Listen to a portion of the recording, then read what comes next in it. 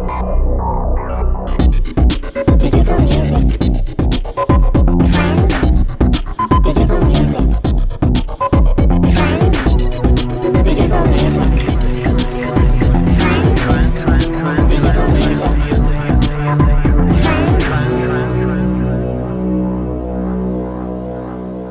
Hello everyone and welcome to Digital Music Trends episode 111. So this week on the show we're going to talk about Tesco's Blinkbox, Sound Exchange, the persistence of windowing, songwriters checks from Pandora, and once again the Internet Radio Fairness Act. We're also going to do a broad sweep of the events and festivals coming up in the first few months of 2013. But let's start by introducing this week's guests, which are Darren Hemmings, founder of digital marketing consultancy Motive Unknown.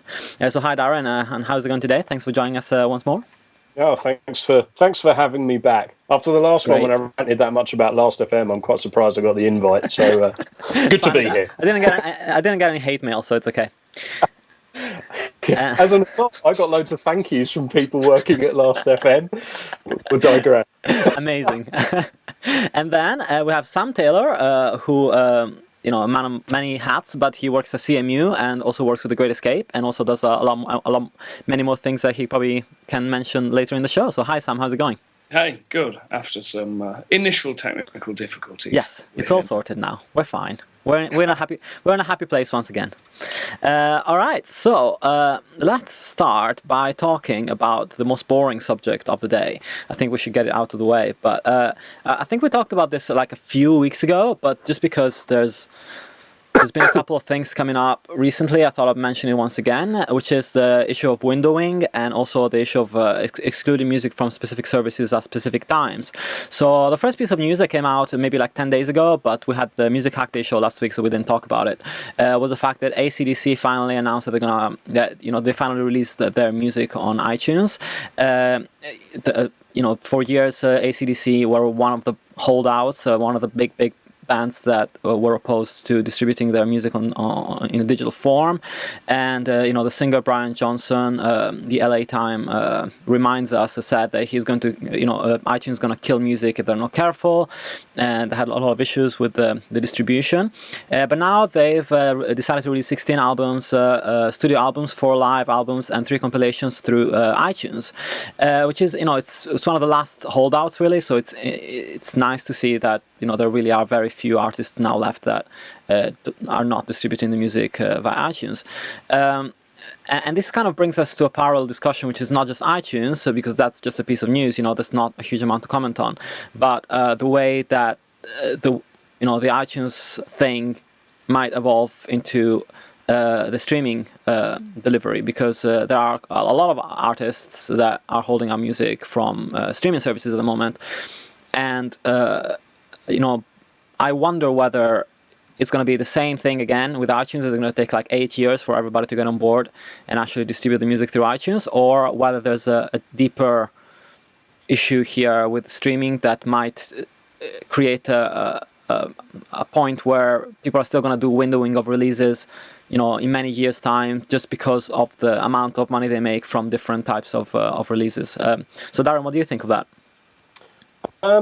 I must admit, I'm a bit perplexed. I mean, I get it. I'm sure there's economic proof to a degree, that windowing, or I'm sure a compelling argument could be placed that holding off and windowing a release is better for the bottom line of the label. But I'm not entirely convinced, and I think it happens in select instances. But if I've ever been on the receiving end of that, it certainly doesn't compel me to go out and buy the CD. So purely anecdotally, I don't find that windowing something does anything other than annoy me intensely. I'm sure people will hold out. It's just a common business trick, whether it was Warner's holding out on YouTube and then landing a lovely deal that ensures that they get. Like, if you watch any video of Warner's on YouTube, they've got their own banner for adverts that appear below them, and I think only Warner's have it, and it was part of their big holdout and their negotiations. So it's all just there to kind of, secure better rates and things like that. So I understand it. I don't like it, and I don't think it reflects well generally on the music industry.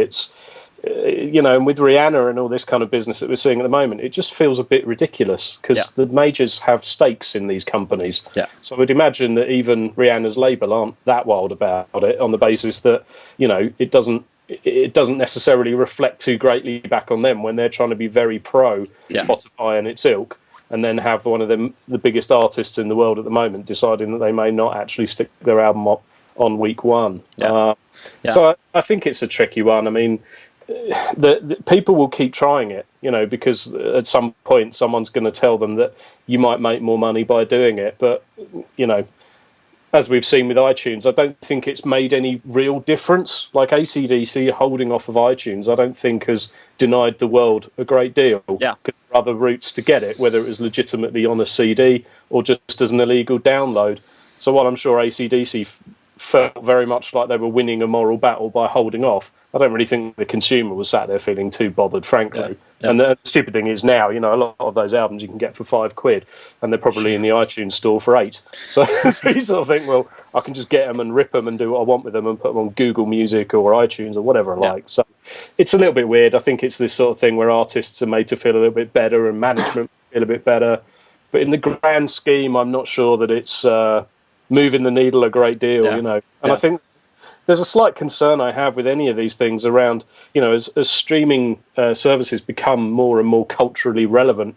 I think if you choose to not be on them, you run a risk of being culturally irrelevant by not being part of that service. And you've seen this with certain labels holding off, and as kids explore back catalogues and certain things are missing from that, I think you run I don't think it's quite a serious risk at the moment, but certainly longer term, I think there is quite a potential to be, kind of culturally left out of the picture. Yeah, and absolutely. And Sam, what kind of, the other question is, do you think that between like Adele, achieving these incredible amounts of sales, she just surpassed 10 million units of 21 sold in the US. And Rihanna, who got her first #1 in the States this week, while not having the music on streaming sites. Do you think that might just signal a broadening of the trend, or in the heads of the executives that are having to make these decisions, might just strengthen the resolve that, if we hold back these albums from streaming for the first few weeks or even the first 6 months, that's going to help the sales of the actual whole unit? Yeah, I mean, I'm sure in the heads of executives, it makes a lot of sense because they are just looking at the bottom line, essentially, a lot of the time. But I think Darren made an important point that if you're keeping people off these services, then it's more about momentum than anything else. I think that there are a lot of people who will only consume music through, I know that my go-to place for music is Spotify, and I have the subscription and so on. And that works well for me. So I'm not going to go out and search for that music in other places because I don't have the time. I can't really be bothered. And, a lot of the time, if you go to YouTube or whatever, you can find it, whether that's legitimate or not, it'll be there. You can hear enough of it that you can make a decision about whether you want to hear more. Yeah. So I think for me, it's, these services are very much a sort of driving force towards sales. Yeah.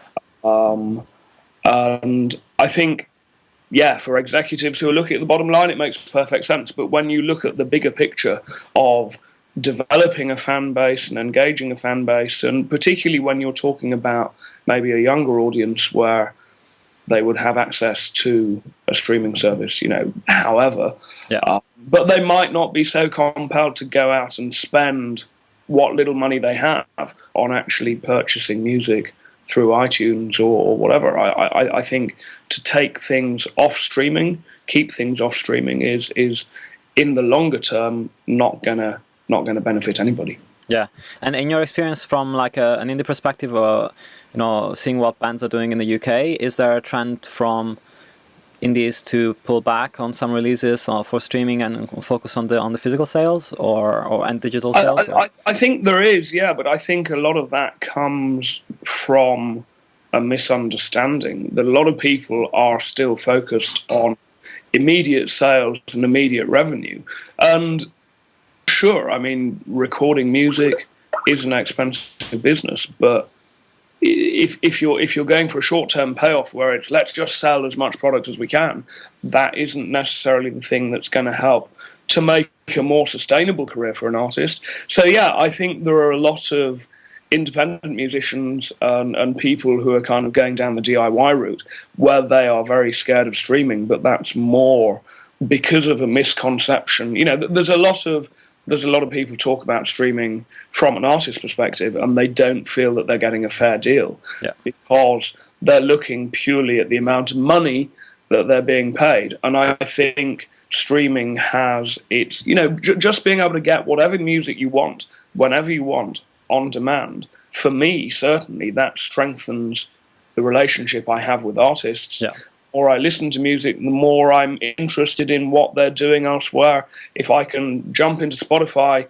start exploring music, you know, sort of curating my own playlists and things like that, I'm discovering new artists and developing relationships with them, which then results in me paying money somewhere else. Yeah. And I think a lot of the problem is that the sort of revenue track isn't joined up. So you can't see if your music is streaming on Spotify, you're selling more tickets over here because of Spotify.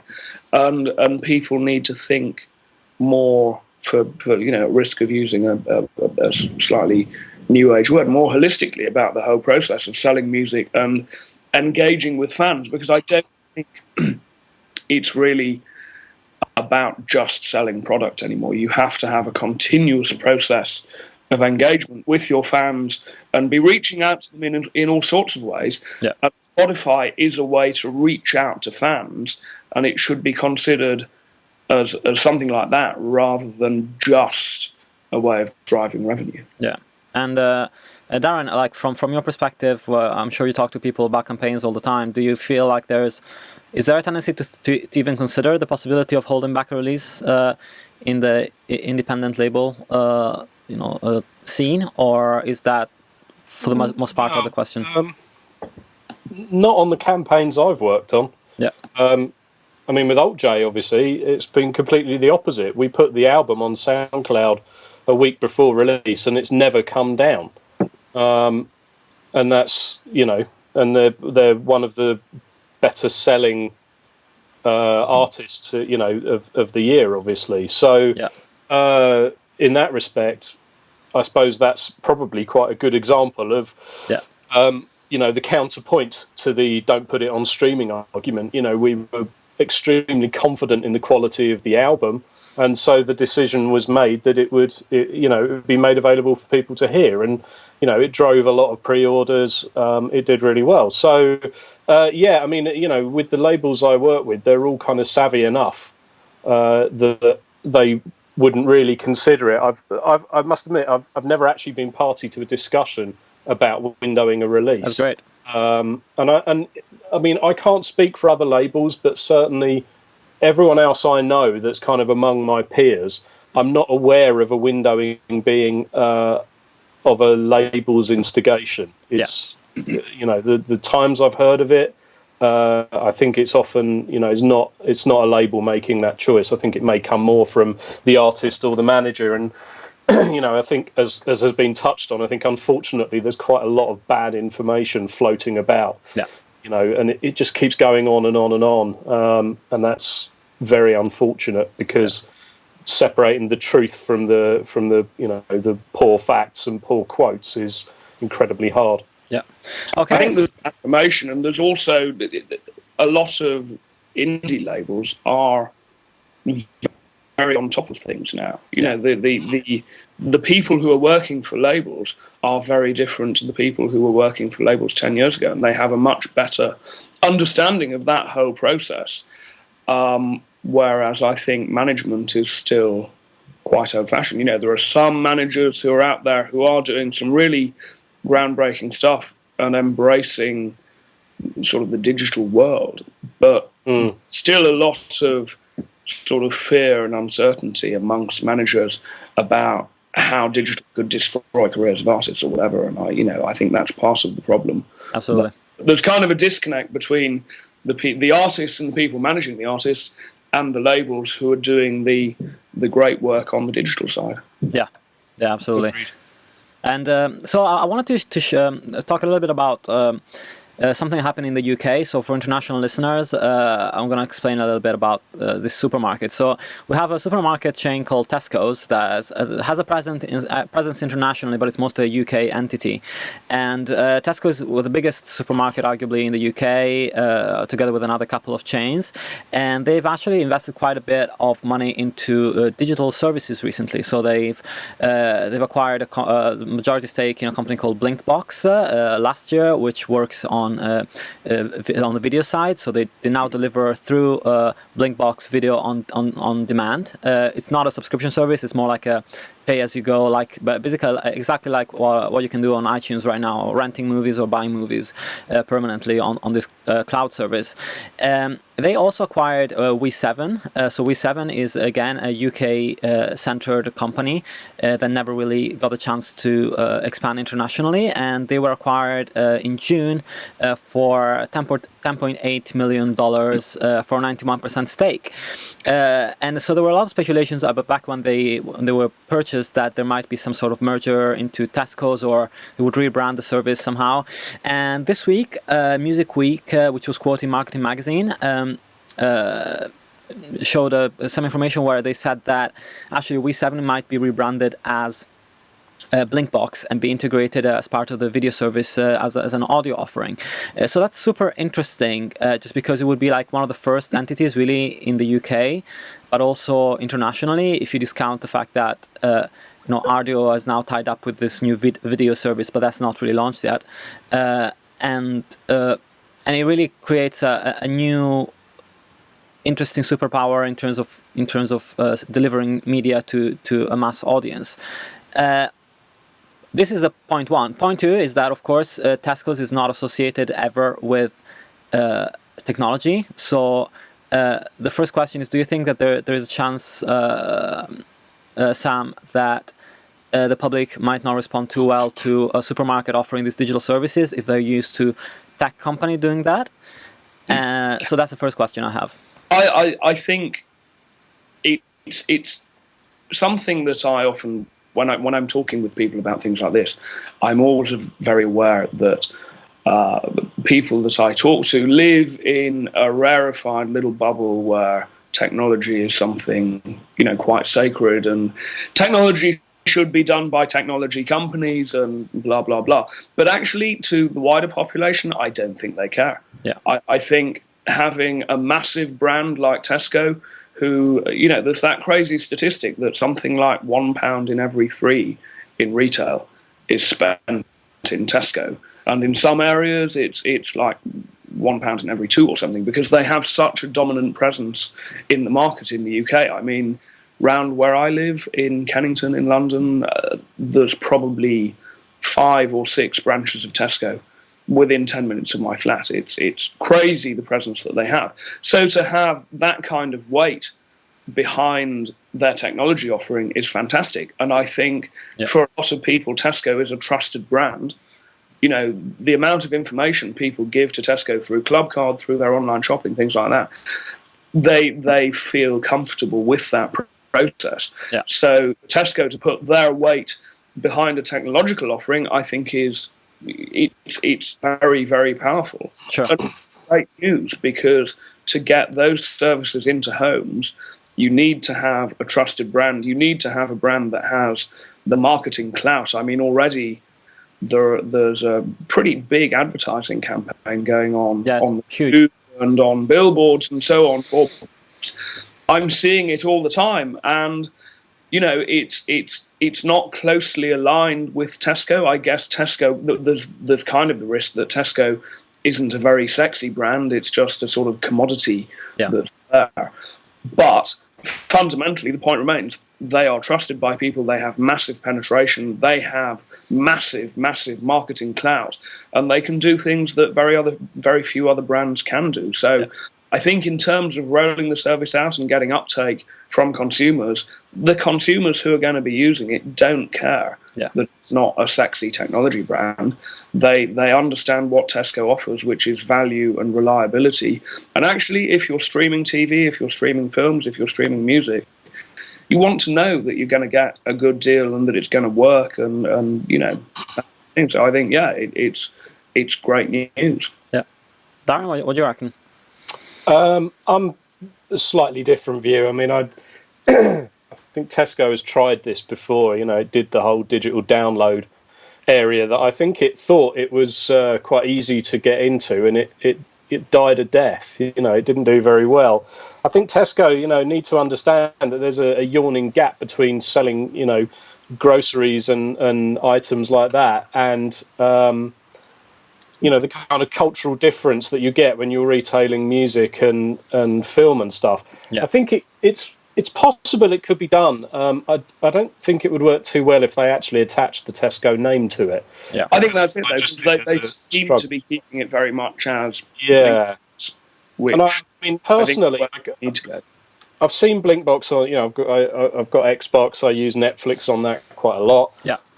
And I quite, you know, I like the fact that Blinkbox is on there, but doesn't bother you for subscriptions, because it feels like everything at the moment is trying to tap you for £10 a month or £5 a month, and it gets a little bit annoying. Yeah.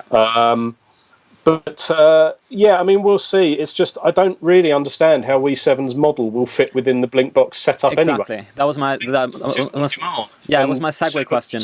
Was a sort of you know, it pivoted slightly ultimately and became a kind of quasi sort of Pandora, you know, on-demand radio setup. And yeah, those things are all good, but it's just you know, where's that all headed? Where's a unified product in that? Like you have Blinkbox video, which is you know, it's straightforward. You pay or prepay or pay as you go with the films that you want to rent, or you pay to buy films. If you integrate We7 into Blinkbox as a music service, what are they going to do? Are they going to keep it as a Pandora-style streaming service? Are they going to bring it back to what it was before, which was a Spotify-like competitor thing? Are they going to introduce music purchase within that? And if so, it's going to be stored in the cloud, because they don't have an actual facility. They don't have a device that they can latch onto to actually store the content. They have to rely on the cloud for delivery. So there's a whole host of questions in regards to how they could integrate that model into a Blinkbox model. It just feels a bit scrappy. I mean, particularly when you think that, you know, Blinkbox is a platform that they're trying to get the most kind of, you know, they're representing themselves on other people's platforms like PlayStation and Xbox, both of whom now have their own music services as well. You know, and the Xbox one, again, I mean, I struggle with it slightly. I think there's a hell of a leap being made in this kind of notion of connecting your TV to your stereo. In the, you know, maybe it's just me. I mean, I think you tend to run these things for the most part sort of anecdotally, but my own view is, you know, my TV sits in a very different place to my proper music stereo, and therefore I'm not going to use my Xbox to play music, because it's a different environment. Ultimately, I'm quite sure those two will converge, but I think we're some way off of it. And I don't know. I think there's a slight arrogance with people like Tesco, where they you know, they try and move into these markets. But as I said, you know, I really remember when they launched their download store as a big competitor to iTunes, and it was just shambolic. I mean, the user interface was awful. The marketing was terrible. They really understood that. They just sold it like they were selling baked beans and you know, broccoli. Or I think again, though, it's the point I was making a few minutes ago about labels being run by very different people to the people who were running them 5-10 years ago. When Tesco did that originally, I think it was a white label service that they were relabeling as Tesco Downloads. This time they've actually bought companies that, you know, whatever the confusion about We7's business model, they have been successful in their own right.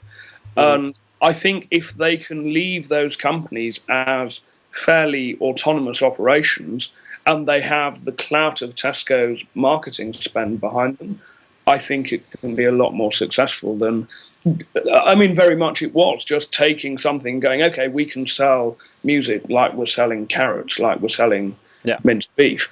So if they can maintain the autonomy of operations with these companies and help them build out and help them get traction from different audiences, I think then it can be successful. And I think it is a very different approach to what they were doing before. I think the challenge is always that more and more these kinds of services, that there's such a proliferation of different music streaming services, different ways to stream video. It's becoming a commodity product.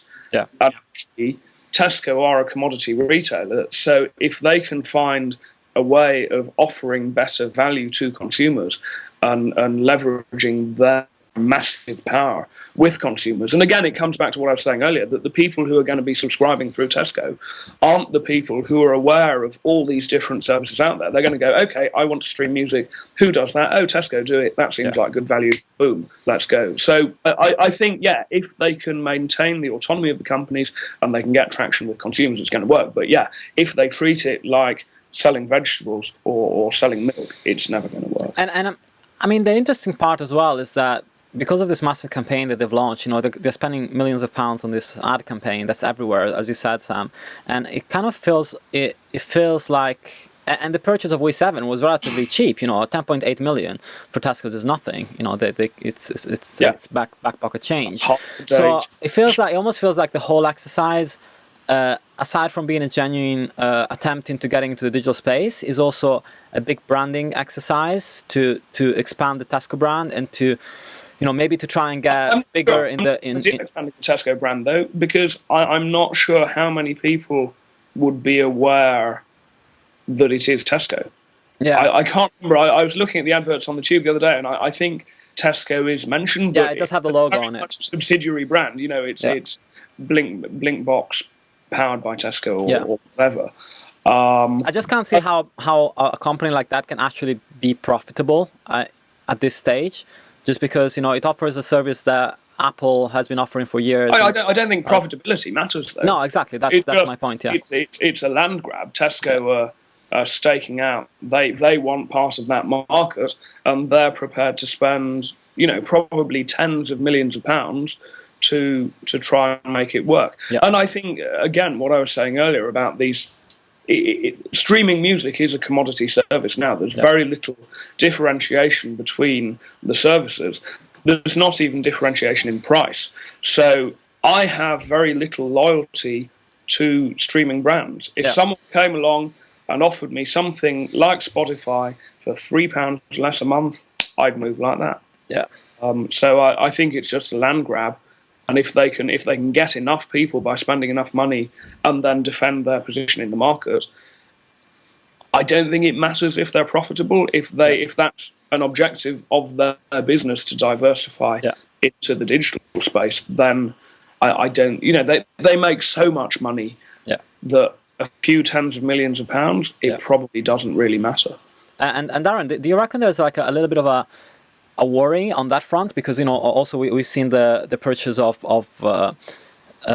Mog by Beats Audio, and they also are owned by a company that doesn't care whether they're making money or not of the service. It's more like a branding exercise again.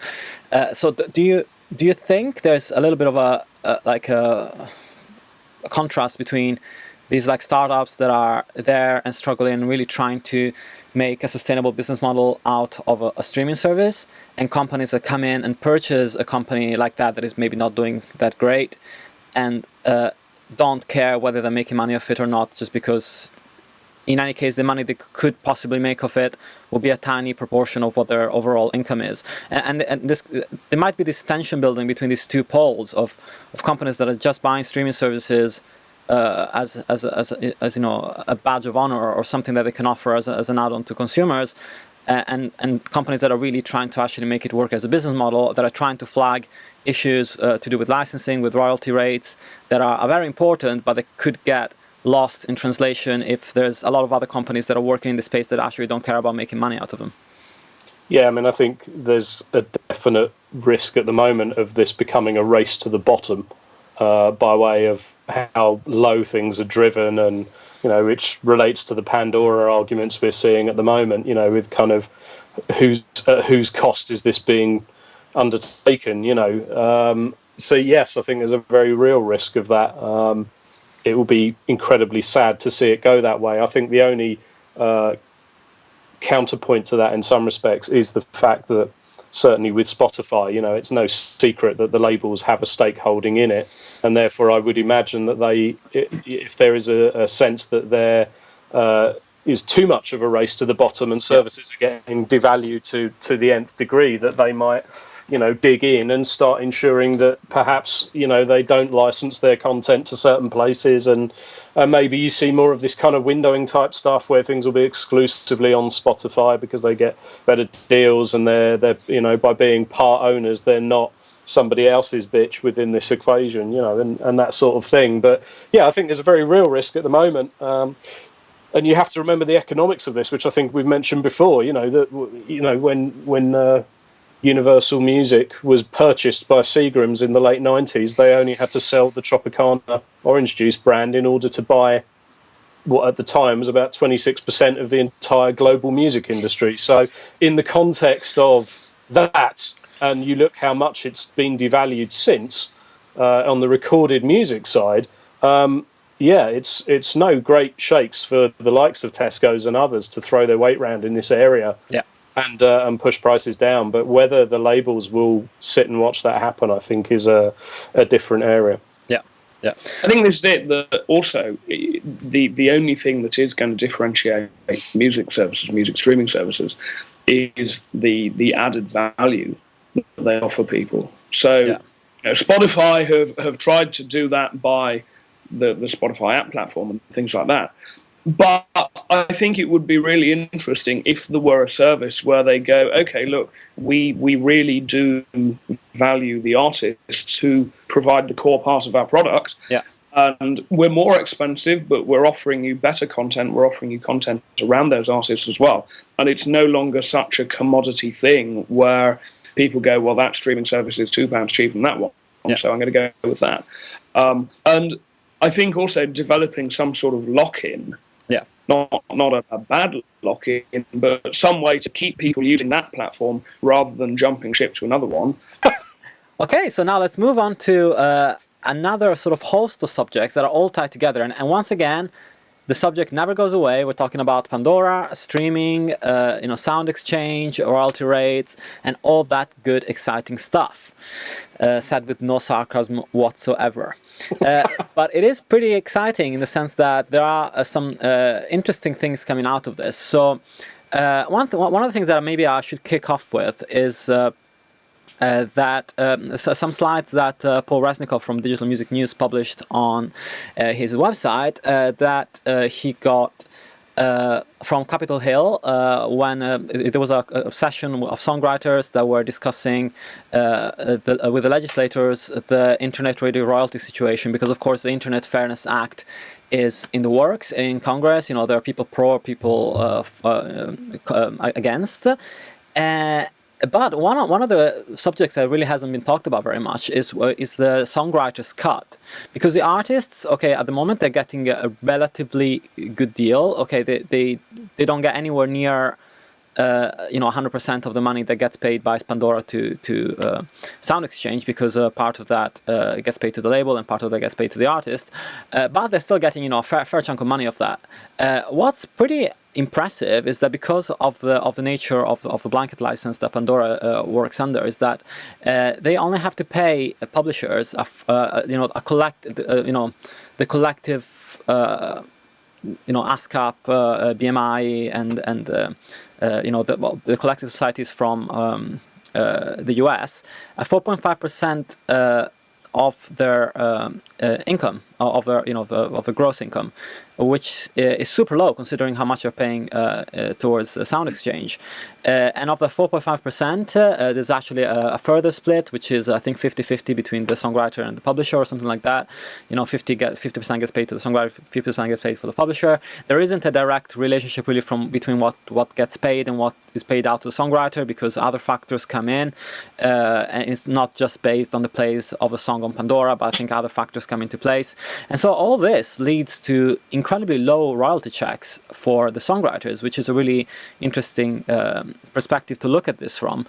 So, for example, some of the numbers that were revealed by Digital Music News talked about Living on a Prayer by Desmond Child with 6.3 0.21 million plays of Living on a Prayer on Pandora between January and March 2012, and the royalty payment for the 6 million plays were $110 for that quarter. And again, for Beautiful by Linda Perry, plays on Pandora, 12.7 million between January and March 2012. And royalty payments on Pandora for January and March 2012 for her became $349. Of course, Pandora is not paying the songwriters, so we can't blame Pandora for how the system is set up. But as a conversation at large, it's pretty impressive that a service like that has managed to get away with paying songwriters so much, and I'm sure publishers feel pretty, for lack of a better word, shafted by this this deal. Yeah. So, Darren, what do you reckon? Well, it is pretty outrageous. It's such a complicated area. This, it relates a lot to control and means to retain control and track these things to ensure that someone gets paid something. Yeah. And I think the problem we have at the moment is, in an industry where we lost control to some extent to piracy and various other things, there became this kind of counter argument that we are paying something, even if something is incredibly small. I think it's really hard, to be honest. My own view, I suppose, as I'm sure is everyone else's, is that sounds like it would be funny, but for the fact that it's kind of really not. If something can have 7 million plays and only earn 300 quid, it makes YouTube, who peeling back a few years got a lot of money, look now like they're paying really good rates. Yeah, exactly. So it's as I said before, really, it's that you got a serious problem with whether there's a race to the bottom with this stuff. And I think certainly Pandora are not coming off too well at the moment with this whole argument they've got about making stuff, dropping the rates even lower and things like that. Yeah. I think it's a bad situation all round. Yeah. But where this ends is incredibly hard to guess. Yeah, and for me, the situation of the publishers was completely unknown. I hadn't realized that the cut they were getting from a service like Pandora was so tiny compared to what the labels were getting. Because I come from a more synchronization sort of background, so I don't really know much about blanket licensing of that type for radio service, and everything was done pretty much 50-50 between the publishers and the labels on the sync side. So it's amazing to see that there's such an imbalance between what the labels and the recording artists get and what the songwriters get. Sam, what do you reckon about these numbers? I agree with Darren completely. It's just surprising how such a huge company can get away with paying songwriters so little. I think part of it comes down to the fact that really the balance of power lies with labels, and when labels were running around going, oh shit, our business model has been destroyed by piracy, by illegal downloads, whatever, it was a lot of the time the labels who were kind of talking the big talk and taking the stand there. So when these services came to negotiate, they were in a fairly dominant position. Yeah. And fundamentally, if you're going to stream music, you need to have the people who have the recording on board, because that's what your product is. Yeah. And so they negotiated a very good deal for themselves. Again, often it's more the labels who are making that money. How much of that gets passed back to the artist depends very much on the deal that the artist has. So, I think the problem here is as much the labels and the deals that they've struck with these services as it is the services themselves. A lot of the time people are pointing out that in fact it isn't Pandora who are paying out the money. It's the collecting societies, and the collecting societies clearly need to do a better deal, or something bigger needs to change in the market. I think part of the problem is that although we're all very much, streaming music is here, it's not going to go away. It's still an industry that's very much in its infancy, and the whole issue of rights surrounding it is still years and years behind. This is a very new model for rights holders, and rights holders need to catch up and need to work out exactly how it's going to work for them. Yeah. So I think things don't change fast in that world because it's such a complex world. Yeah.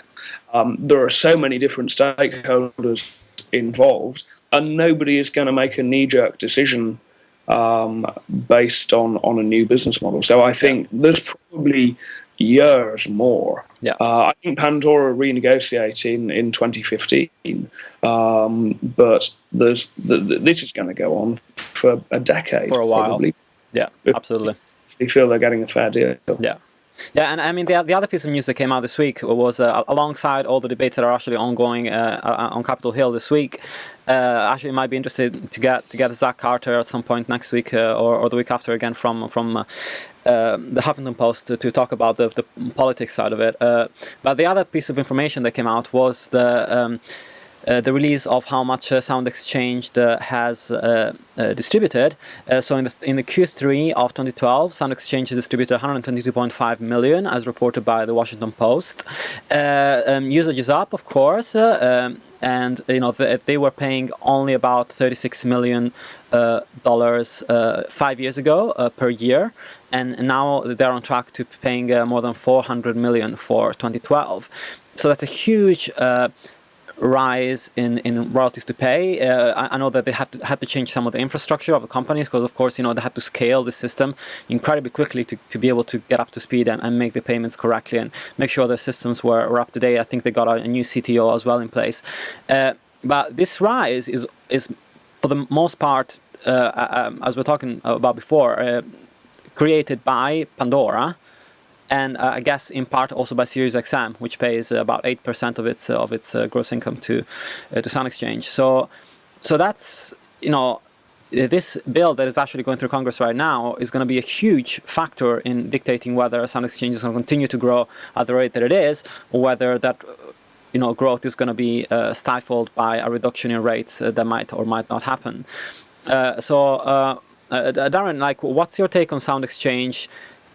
As a company, do you have a particular perspective on them and the work that they do, or are you kind of neutral on that front? I'm pretty neutral. I wouldn't claim to know enough really to comment.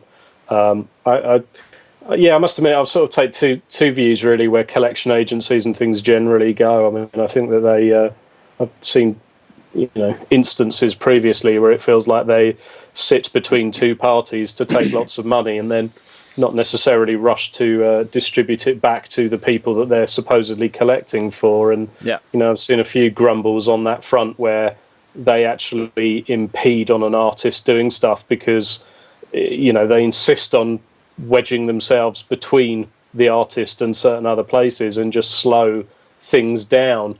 And there's certainly been instances around that in the UK where it felt like agencies were just trying to find more ways to get money out of different people to present things back, and that doesn't. It just doesn't help their PR, and that doesn't reflect well on them. But where sound's kind of concerned, I must confess, obviously being a Brit and not being closely integrated into the US music side of the industry, I'm probably not best placed to comment on their operation and the pros and cons. Yeah, sure. And the artist actually had a big, I'm not sure if we're able to actually see this at all.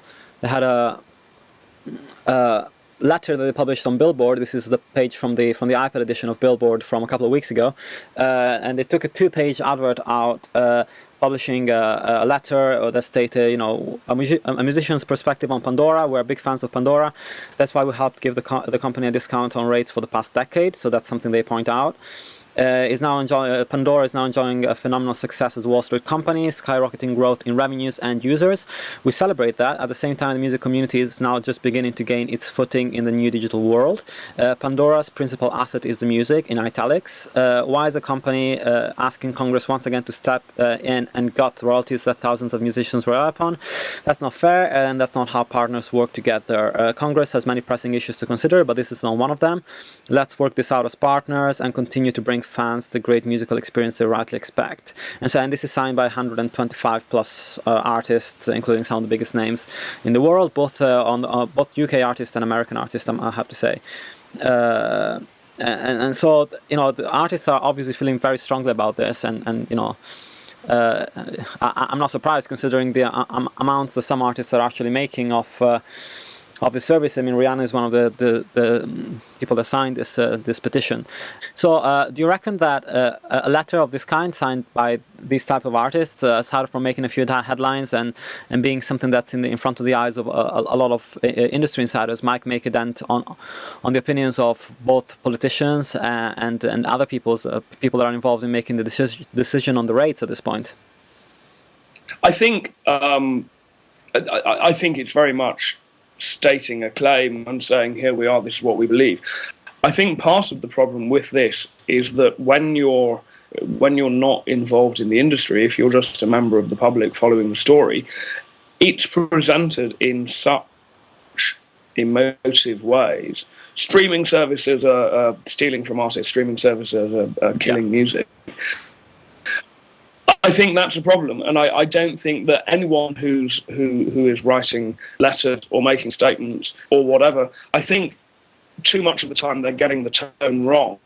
And rather than saying, hey, this is an industry that it's infancy, we all need to sit down and come up with some better solutions. Yeah.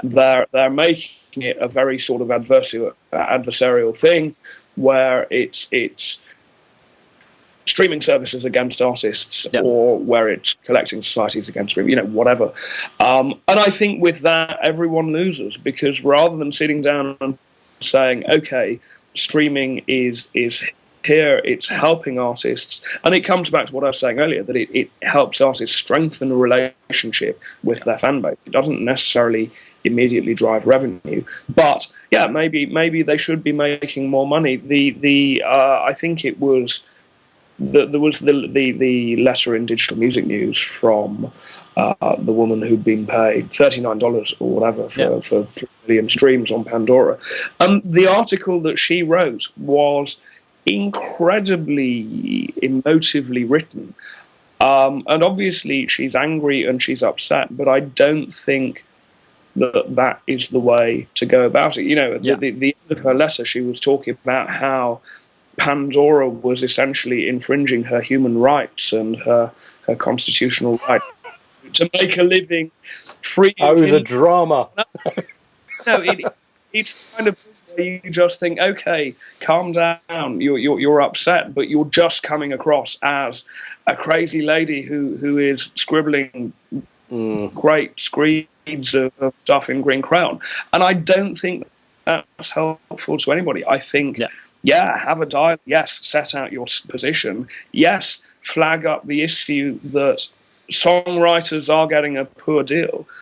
But I'm not sure that... I think everyone just needs to step back a little bit and say, okay, streaming is a good thing, but how can we make the deal more fair for everyone involved? And I mean, still, Pandora is not making money. If Pandora were making huge profits, then it would be a very different situation, but they're not.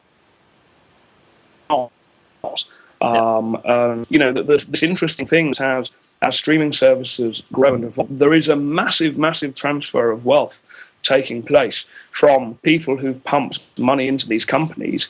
And it is going into music. It's not necessarily reaching artists and songwriters, and it's just a transfer of wealth from investors to labels. Yeah. So yeah, maybe everyone needs to step back a bit. Yeah. Sure. And Darren, in the UK, it's going to be the same thing. There's probably going to be a review of the rates soon, but there's going to be so many parties involved between the artists, the tribunals, the labels and the publishers and the companies that are actually providing the services from a technology perspective and have invested a lot of money into creating the technology and delivering it. Is there any way that people can step back and take a breath and just try and find I think it's hard. I mean, I totally agree with Sam that the way in which this argument is sort of manifested with these kind of emotive notes, being made public and all that stuff, just as with the Spotify rates when, you've had various artists coming out and saying all kinds of things there. But, I mean, it bothers me enormously, to be honest, that half the time a lot of the artists that decide to come out and write about this are usually not in full control of the facts. There's often an issue there, and it reminds me, it's a bit like was it John Hopkins and the Spotify one, and he was ranting about Spotify when it rapidly became clear that he probably should have had more of a beef about the way his label was paying him those royalties. It wasn't as cut and dried as Spotify being the bogeyman in this. But yeah, I mean, I think Sam's absolutely right that it's this adversarial stance is just exactly the same as the one we saw first time out with Napster. It's totally reactive, and it is not going to do anyone any good. Yeah. And it certainly won't win over the public either. And I think at the moment it is kind of hard, because I think it's incredibly clear that Joe Public just doesn't care about what artists earn. And so these things just need to be worked out in a better way. But I think it's sad, and I think to some extent I wonder how long this can go on before somebody just snaps and just says, look, if you need to cut the rates even further in order to turn a profit, then you just have a shitty business model, and you need to take a long look at what you're doing. Yeah. Because the notion that to turn a profit, you've got to keep chipping away at all the other people that you pay. Most other businesses, there's no way in hell that would work. If you try and launch a business and go, well, look, okay, in order for this to work, I'm going to have to pay like a tenth of what I normally would. Can we give that a go for me to make profits, please? To Tesco that we were talking about earlier, that is exactly what they do with farmers. They say the only way we can pay you 10% of what we would have paid for your crop.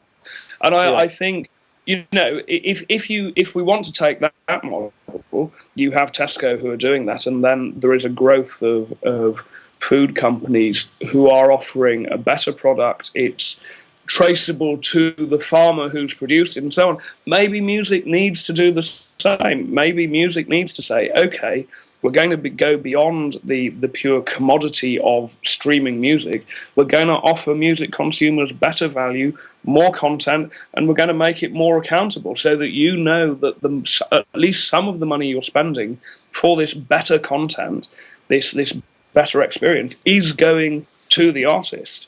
Yeah. So I think maybe the conversation that's being had here is the wrong... not in the industry in general, is the wrong one. It shouldn't be how can we get more money from streaming services. It should be how can we offer music consumers a better experience overall. Yeah. As I said earlier, I use streaming as a sort of jumping off point to discover more about artists, and then engage with those artists in the real world by going and seeing them live or buying merchandise or whatever. And I think, again, it's the problem that I highlighted earlier on, that it's impossible to say, okay, I've had loads of streams on Spotify or Pandora over here. Have I made more money elsewhere from that happening? So I think the conversation is the wrong one. It shouldn't be how do we get more money out of streaming services. It should be how do we offer music consumers a better all-round experience built off streaming, and then how do we use that to drive revenue? Right. Okay, well, I think on that note, we should probably end the news part of the show. I just wanted to talk briefly about events for the first quarter of next year, just because it's almost December. I think by the time this comes out, it's going to be very nearly almost December tomorrow. So just having a broad sweep at the usual January to May schedule, there's the Eurosonic, which is January 9th to the 12th. There's Midem, which is January 26th to the 29th. There's SFmusictech on February 19th. Then South by Southwest, March 8th till the 17th, with music between the 12th and the 17th. And then there's The Great Escape, which is May 16th to May 18th. So there's a lot of stuff to look at there. I mean, just a quick point of view. I mean, Sami, I know you were for with The Great Escape as well. So, are you excited about this year's edition? And in respect to the other festivals that I mentioned, is there one that you would recommend people attend? On top of The Great Escape, of course, that's a given, and it's also the only one in the UK. On top of that, which other international festival do you think people should attend? I mean, we're very excited about The Great Escape. We had an amazing year last year, more delegates than ever before, and hopefully that'll continue. For this year, we're putting the program for the convention together at the moment. So it's early stages at the moment, but there's some exciting topics that we're going to focus on, including quite a bit of stuff about the sort of DIY approach that is getting more and more popular. We're very excited there. I think all of these festivals are getting stronger and stronger every year, and there seems to be more appetite than ever for people who can curate a good industry experience. That sounds awful. I'm excited about Eurosonic. That goes from strength to strength each year, and particularly in terms of discovering new music. It's getting stronger. I think the thing that comes down to it is they're all very different festivals. Yeah, that's true. And Midem is brilliant, but I guess that's more. It's quite different from the Great Escape because it's a lot more corporate in a way. But there's some very interesting thinking comes out. I'm hoping to make it over for SFmusictech. I think actually for me, SFmusictech is one of the most exciting things out there because it really is on the cutting edge of what's happening in the digital world. And previous times when I've been over there, I've met some fantastic people who are doing some really, really innovative stuff. So for me, that's probably the standout one. But then for sort of pure music, Eurosonic is a given. Great. And Darren, same question, but just on your your top 2 picks out of these. Out of those, not wishing to blow smoke up Sam's arse, but Great Escape was far and away the best one this year. Although, of all of them, I mean, I went to Hard Working Class Heroes in Dublin recently. That was sort of September, I think it was, and that was great. I really, really enjoyed that. Thought that was fantastic. But as an overall event, I have to say, Great Escape was awesome. Really good panels, and not wishing to name names, but certainly there are other events that have gone on where you've been and the panels have been frankly kind of poor. So you can't just presume that they're all brilliant. I think people work very hard to make them very good. And I thought the panels at Great Escape were really interesting and really good things going on there. And also, frankly, they just had a lot of incredibly good bands playing. So it was, it was just great. And the fact that it's in the UK, I mean, I suppose for me, being a London person, the fact that it's in Brighton, it's not even that far away, is very nice because much as I love Midem is an incredibly expensive few days away because it's in Cannes, and Cannes, it costs you like €40 just to stand still on the pavement. So I like Midem, and all credit to Midem. I think they hit a point where they were looking dangerously, like they may become an irrelevance, and they really have worked hard to change that and make it, very relevant and pull in really good people, and get all that going on. And I think that's fantastic. But I think for me, Great Escape capped it, just by being a much more distilled version. It's better bands, better panels and things based on what I saw. But I'm hoping to get back to Midem this year and see it and get stuck in again. And I'm looking forward to that because it'll be interesting. It's been a little while since I've been there. And so it'll be interesting to see if it matches. But there's something just kind of really lovely and local about Great Escape. And I think sometimes these things do struggle. I mean, I've seen people comment the same about South by, where it just sort of reaches a kind of critical mass where the size just makes it slightly unwieldy. There's just too many people, too many events, too many bands, and you just feel like you can't possibly touch on all of it. Whereas I think Great Escape has maintained quite a, I think it was a big event this year, but I think it still maintained a kind of nice size, and the fact that everyone can go out, do the panels, go out in the evening, do all the bands, and then reconvene at the Queen's Hotel, and there being a surprisingly concentrated number of very messed up people there to chew the fat with is all part of it. It's like a herd of sheeps.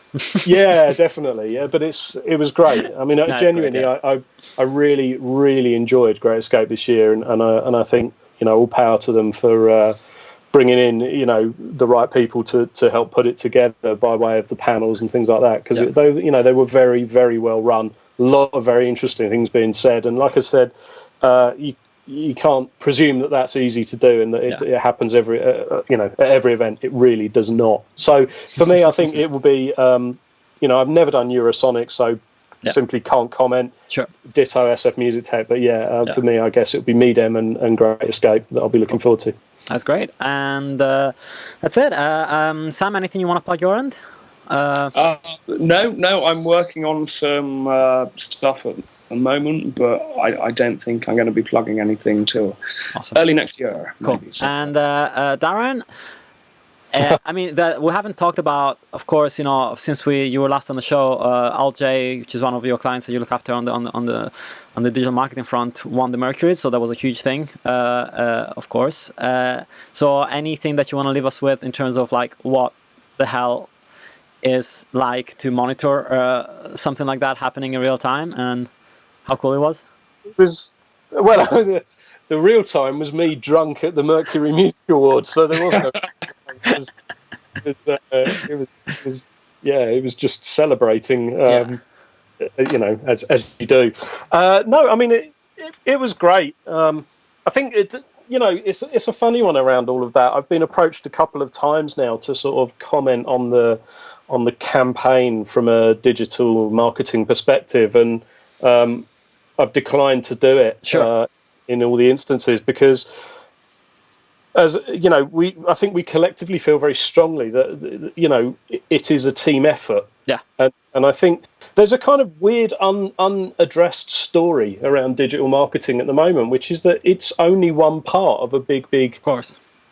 And I think sometimes you run a risk through blogs like Hypebot and Digital Music News to some extent and things like that, of them distorting that reality by focusing only on the digital marketing. And I think sometimes it distorts it one way by virtue of making it look like the thing that was run is it's huge and things like that. Of course not. I don't want to ask you anything about the campaign itself. I was just wondering, like, you know, everybody wonders how big of an impact can something like that have on traffic, on engagement and stuff like that. Like, just a quick comment on that. And well, it's big. I mean, obviously the album sales then promptly shot up, and you know, our engagement on Facebook tripled, I think, within 24 hours. You know, it just went absolutely crazy. It's awesome. And it's been fantastic. It's been a total joy of a campaign to work on, and I just hope now that I can repeat the trick with my other clients. But we've got stuff coming,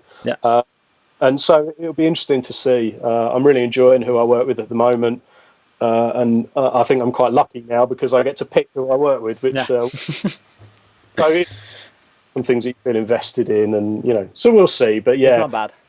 No, it's not bad, and I'm loving it. A great year with Alt-J. It's been a experience for all involved, and I'm just really happy to have been a part of it. That's great. Well, thanks so much, guys, for coming on the show. And I know we had a few technical issues, so thanks for sticking with it and managing to finish up. No problem. Thank you. See you soon. Digital music.